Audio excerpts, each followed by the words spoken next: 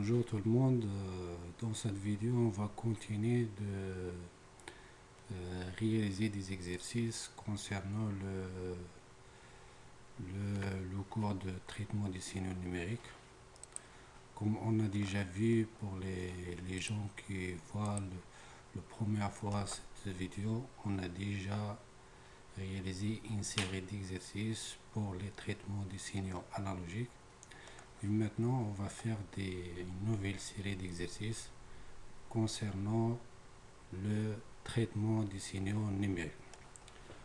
On a déjà fait une introduction concernant les signaux et systèmes d'extrait. On a parlé des signaux numériques, qu'est-ce que ça veut dire la linéarité, qu'est-ce que ça veut dire un système qui est invariant, quelles sont les caractéristiques d'un système linéaire et invariant dans le temps, qu'est-ce que ça veut dire la causalité, et enfin on a parlé qu'est-ce que ça veut dire un système non récursif et système récursif. On a déjà fait des exercices concernant toutes ces notions de base des signaux numériques.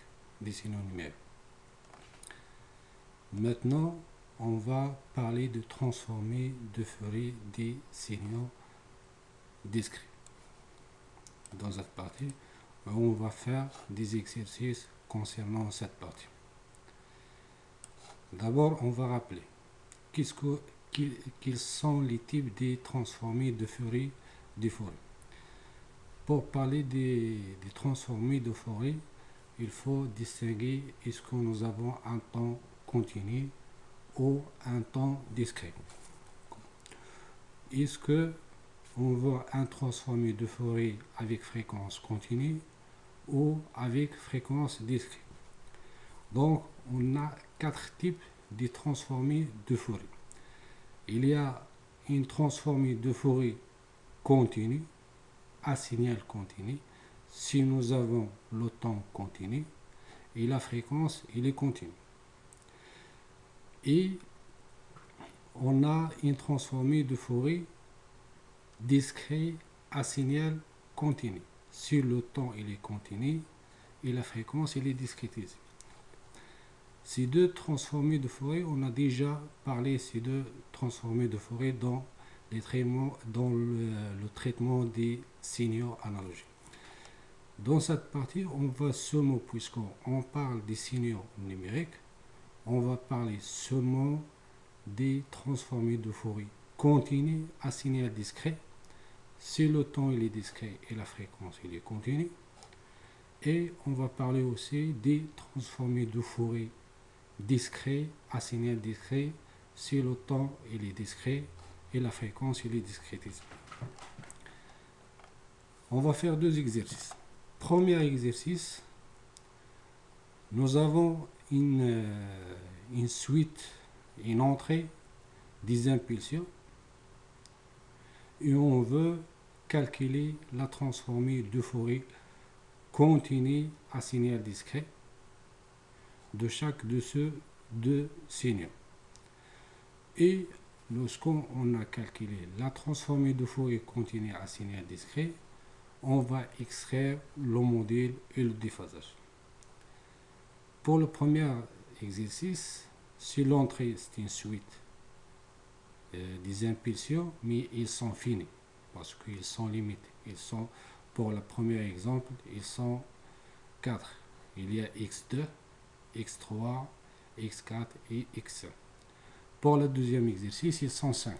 Pour x0 égale à 1, x2, x1 égale à 2, x2 égale à 3, x3 égale à 2, x4 égale à 1. Pour le deuxième exercice, on va faire la transformée de Fourier d'un signal avec des impulsions infinies. Pour le premier exercice, pour le premier cas, nous avons l'entrée, c'est une impulsion finie. Il y a 4 impulsions, x2 égale à 1, x3 égale à 2, x4 égale à 0, x5 égale à 1. Pour déterminer la transformée de Fourier, on va utiliser la fameuse relation de la transformée de Fourier continue assignée discrète. Cette relation, il est écrit sous la forme la transformée de Fourier continue assignée discrète égale à la somme de moins l'infini jusqu'à plus l'infini xn exponentielle moins oméga n.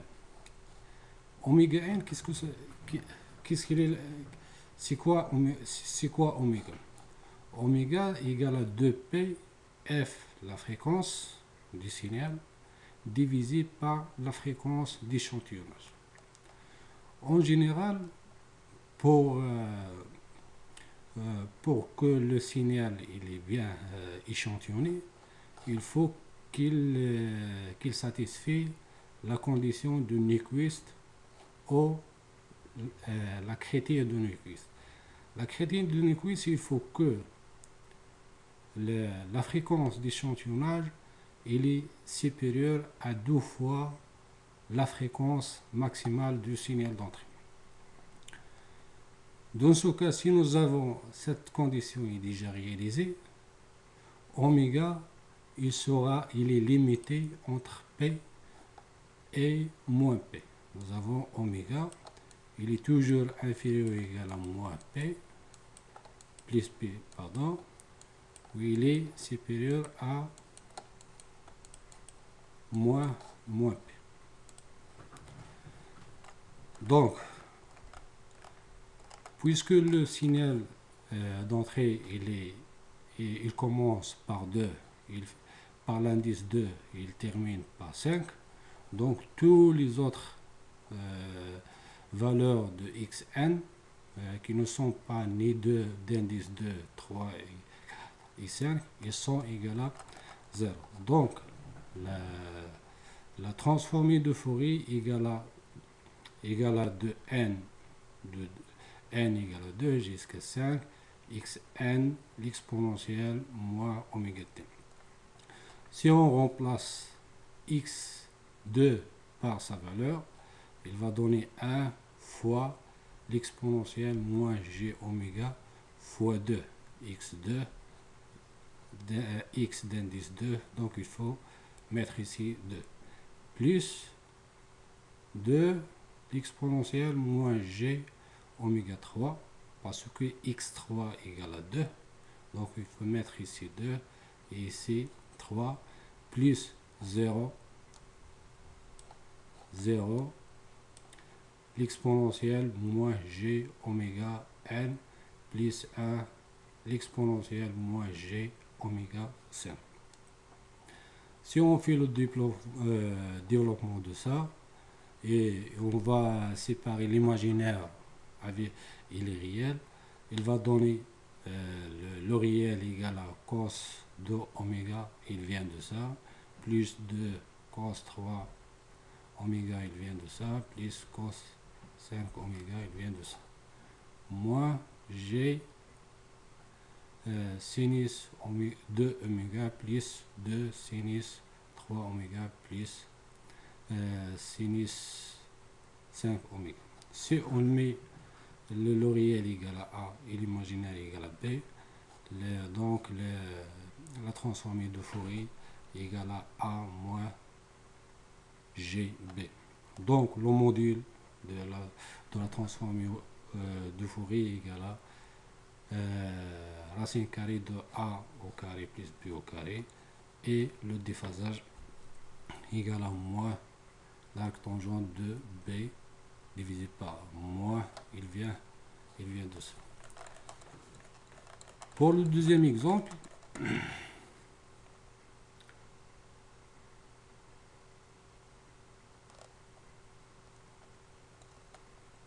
voilà, pour le deuxième exemple, nous avons l'entrée, c'est une suite des impulsions qui est finie.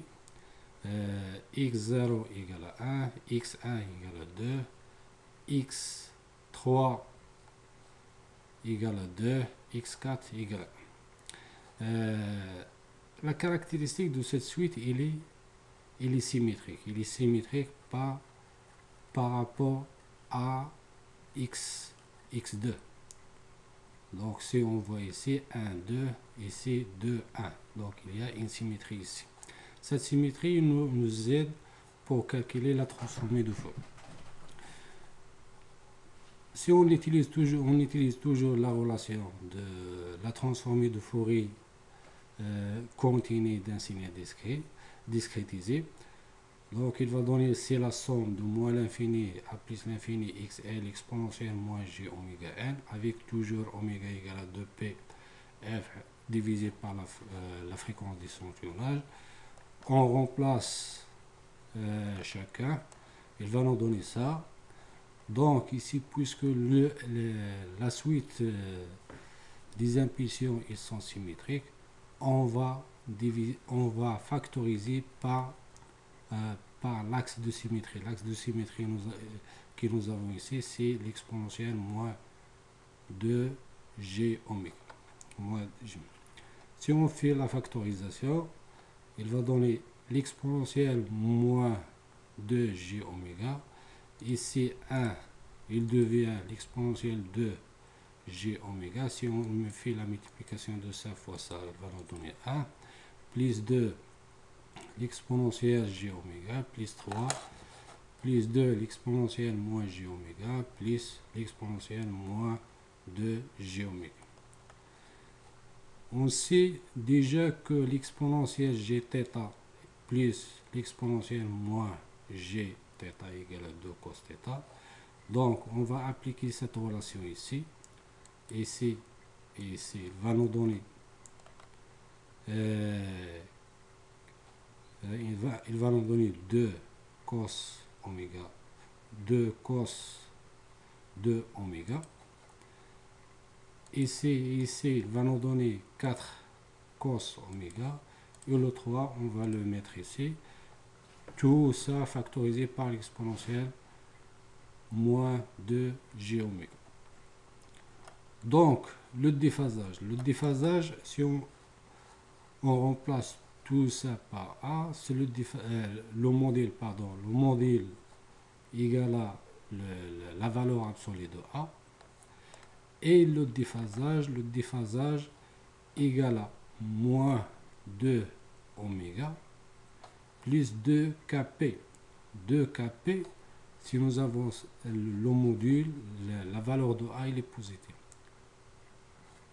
Et moins 2 oméga plus 2k plus 1 p, c'est A, il est inférieur à Z. D'accord, ok.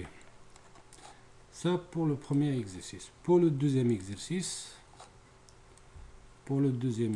c'est quoi l'exercice? L'exercice, obtenir la transformée de Fourier continue de chaque des signaux suivants. Ces signaux, ils sont des impulsions, il est infini. Le premier signal est égal à première entrée égale à 0,5 à la puissance n un. Un c'est l'échelon unitaire plus l'impulsion de Dirac à l'instant n. L'autre signal égale à l'autre entrée égale à 0,4 l'exponentielle n-2 u n-2. Ça c'est l'échelon unitaire qui commence à l'instant 2. Obtenir ensuite des expressions donnant leur modèle et le déphasage. La solution il est ici. Toujours on applique la même relation, la relation qu'on a vue tout à l'heure. La transformée de Fourier égale à la somme de moins l'infini à plus l'infini de xn, on remplace xn, l'exponentielle moins oméga moins g oméga. On va séparer les deux signaux parce que nous avons ici deux signaux. On va séparer les deux signaux. Il va nous donner ça. Il va nous donner ça. Le premier signal, ici on va utiliser deux relations qui sont importantes. La première relation, la transformée de Fourier, aux deux propriétés qui sont importantes. La première propriété, c'est quoi? La transformée de Fourier de R à la puissance n fois l'échelon unitaire, si nous avons R, il est inférieur à 1, égale à la transformée de Fourier égale à 1 divisé par 1 moins R l'exponentielle moins g oméga. Deuxième propriété concernant le signal de Dirac. Si nous avons la transformée de Fourier d'un signal de Dirac à l'instant n0 égale à l'exponentielle moins g oméga n0. Ici, nous avons n0 égale à 1, égale à 0. Pardon. Donc, la transformée de ça égale à 1, égale à 1. Et la transformée de ça, nous avons R égale à 0,5, il est inférieur à 1. Donc, la transformée de Fourier de ça égale à ça. Si on fait la simplification, il va nous donner cette relation. Donc, le module de ça égale à le module de ça divisé par le module de dénumérateur. Et le déphasage égale à l'arc tangente, le déphasage de numérateur moins le déphasage de dénumérateur. Ça pour le premier exercice. Pour le deuxième exercice, on va faire la même chose. Le signal d'entrée est égal à 0,4 l'exponentielle n-2 fois u n-2. Donc on va appliquer toujours la même relation. C'est le signal d'entrée. égal à ça. Ici on va faire le changement de variable pour appliquer la relation qu'on avait avant. Le changement de variable qu'on va faire, c'est on va remplacer i par n-2. Ça le changement de variable qu'on va faire. Donc n-2 il sera i, n-2 il sera i, et n il sera 2 plus i. Ici on va sortir l'exponentielle moins 2g oméga. Il va nous donner fois ça. Nous avons déjà la relation de ça qu'on a vu avant. Donc la transformée de Fourier de ça égale à l'exponentielle moins g de oméga divisé par 1 moins 0,4 l'exponentielle moins g. Le module de la transformée de Fourier égale au module de numérateur divisé par le module de dénumérateur. Le module de numérateur égale à 1 et le module de dénumérateur égale à racine carrée de réel plus l'imaginaire au carré. Le déphasage entre l'entrée et la sortie, le déphasage entre l'entrée et la sortie égale à le déphasage de ça égale à moins 2 oméga moins l'arc tangente de déphasage de ça qui est ça. Ça pour les deux exercices. Donc pour cette vidéo il est terminé. Pour la vidéo de demain on va faire l'inverse. Maintenant nous avons déjà l'entrée, on a cherché la transformée de Fourier contenue à signal discret. Maintenant nous avons la vidéo prochaine, on va faire l'inverse, ça veut dire nous avons la transformée de Fourier, on va chercher le signal d'entrée. Merci et à demain.